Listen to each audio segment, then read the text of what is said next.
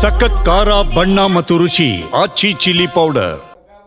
ಮೆಕ್ಕೆಜೋಳ ಬೆಳೆದ ಅನ್ನದಾತರ ಗೋಳು ಇನ್ನೂ ತಪ್ಪಿಲ್ಲ.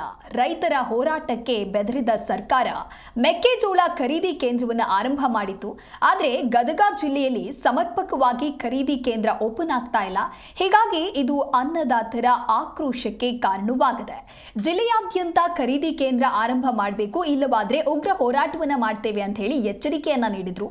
ಇನ್ನು ಸರ್ಕಾರ ಮೆಕ್ಕೆಜೋಳ ಖರೀದಿ ಕೇಂದ್ರ ಆರಂಭಕ್ಕೆ ಗ್ರೀನ್ ಸಿಗ್ನಲ್ ನೀಡಿದೆ. ಆದರೂ ಕೂಡ ರಾಜ್ಯದ ಹಲವೆಡೆ ಇನ್ನೂ ಮೆಕ್ಕೆಜೋಳ ಖರೀದಿ ಕೇಂದ್ರ ಆರಂಭ ಆಗಿಲ್ಲ. ಇದು ರೈತರ ಅಸಮಾಧಾನಕ್ಕೆ ಕಾರಣವಾಗಿದೆ. ಸರ್ಕಾರ ಉತ್ತರ ಕರ್ನಾಟಕದ ರೈತರ ಸಮಸ್ಯೆಗಳ ಬಗ್ಗೆ ಗಂಭೀರವಾಗಿ ಚಿಂತನೆ ಮಾಡ್ತಾ ಇಲ್ಲ ಅಂತ ಹೇಳಿ ರೈತರು ಕಿಡಿಕಾರಿದ್ದಾರೆ. ಗದಗ ಜಿಲ್ಲೆಯ ಹಲವೆಡೆ ಇನ್ನೂ ಮೆಕ್ಕೆಜೋಳ ಖರೀದಿ ಕೇಂದ್ರ ಆರಂಭವಾಗಿಲ್ಲ. ಹೀಗಾಗಿ ಕಡಿಮೆ ದರಕ್ಕೆ ಎಪಿಎಂಸಿ ಮಾರುಕಟ್ಟೆಯ ದಲ್ಲಾಳಿಗಳಿಗೆ ಮೆಕ್ಕೆಜೋಳ ಮಾರಾಟ ಮಾಡುವಂತ ದುಸ್ಥಿತಿ ನಿರ್ಮಾಣವಾಗಿದೆ ಅಂತ ಹೇಳಿ ರೈತರು ತಮ್ಮ ಗೋಳು ತೋಡ್ಕೊಂಡಿದ್ದಾರೆ. ಅಂದಹಾಗೆ ಗದಗ ಜಿಲ್ಲೆಯ ಮುಳಗುಂದ ಪಟ್ಟಣದ ಅನ್ನದಾತರು ಸರ್ಕಾರದ ವಿರುದ್ಧ ಆಕ್ರೋಶವನ್ನ ಹೊರಹಾಕಿದ್ದಾರೆ.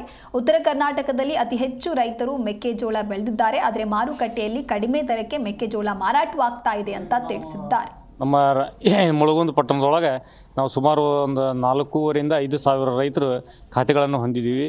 ಸುಮಾರು ನಮ್ಮ ಗದಗ ಜಿಲ್ಲೆಯೊಳಗೆ 4 ಲಕ್ಷ ಮೆಟ್ರಿಕ್ ಟನ್ನಷ್ಟು ಗೋಂಜಾಳ ಬೆಳೆದೀವಿ.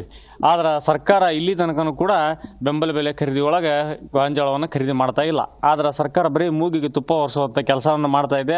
ಅದರೊಳಗೆ ಒಂದನೇದ್ದು ಮೂಗಿ ತುಪ್ಪ ಒರೆಸಿದ್ದು ಅಂತಂದ್ರೆ KMF ಹೆಸರು ಹೇಳಿ, ಒಂದನೇಕ್ಕೆ KMF ಹೆಸರು ಹೇಳಿ ಗೋಂಜಾಳ ಖರೀದಿ ಮಾಡ್ತಾರೆ. ಅಲ್ಲಿಂದ ನಾವು ಪ್ರಾರಂಭ ಮಾಡ್ತೀವಿ ಅಂತ ತಿಳ್ಕೊಂಡು ಕೇವಲ 50,000 ಮೆಟ್ರಿಕ್ ಟನ್ ಖರೀದಿ ಮಾಡೋ ಮುಖಾಂತರ ರೈತರಿಗೆ ಮೊದಲನೇ ಮೋಸ.